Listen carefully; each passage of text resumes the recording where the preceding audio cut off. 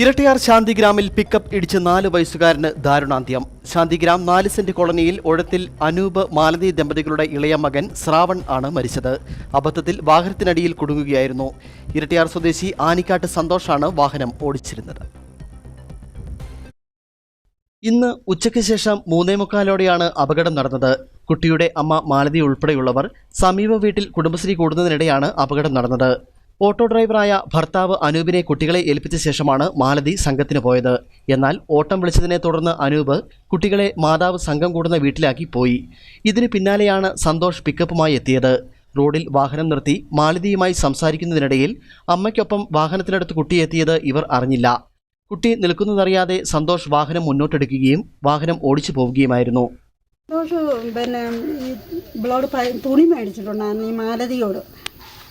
അന്നേരം തുണിയുടെ പൈസ കൊടുക്കാനായിട്ട് ഇറങ്ങി ചെന്നതാണ്. തുണിയുടെ പൈസയും കൊടുത്താൽ ഇവള് ഇതുവഴി എങ്ങാണ്ടോ കയറിപ്പോന്നു. കൊച്ചു ഫ്രണ്ടിൽ നിന്ന് കണ്ടില്ല. അവത്തത് മുമ്പോട്ടെടുത്താ അവനും കണ്ടില്ലെന്നവർ പറഞ്ഞത്.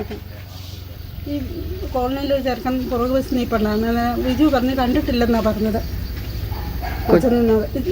കുഞ്ഞാണ്, നഴ്സറി പഠിക്കുന്ന കൊച്ചല്ലേ, ഇത്രേ ഉള്ളൂ.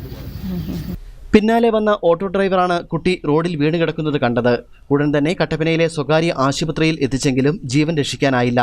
മൃതദേഹം കട്ടപ്പന സെന്റ് ജോൺസ് ആശുപത്രി മോർച്ചറിയിലേക്ക് മാറ്റി. കട്ടപ്പന പോലീസ് മേൽ നടപടികൾ സ്വീകരിച്ചു. ഇരട്ടിയാർ ശാന്തിഗ്രാം 4 സെന്റ് കോളനിയിലെ അംഗൻവാടി വിദ്യാർത്ഥിയാണ് ശ്രാവൺ. 2ാം ക്ലാസ്സുകാരി വൈഗ സഹോദരിയാണ്. News bureau, Kattappana. ഇനി ലോ പ്രൈസിൽ ഹൈ റേഞ്ച് ഓണം. ഏറ്റവും പുതിയ കളക്ഷൻസ് ഏറ്റവും കുറഞ്ഞ വിലയിൽ. High range home appliances.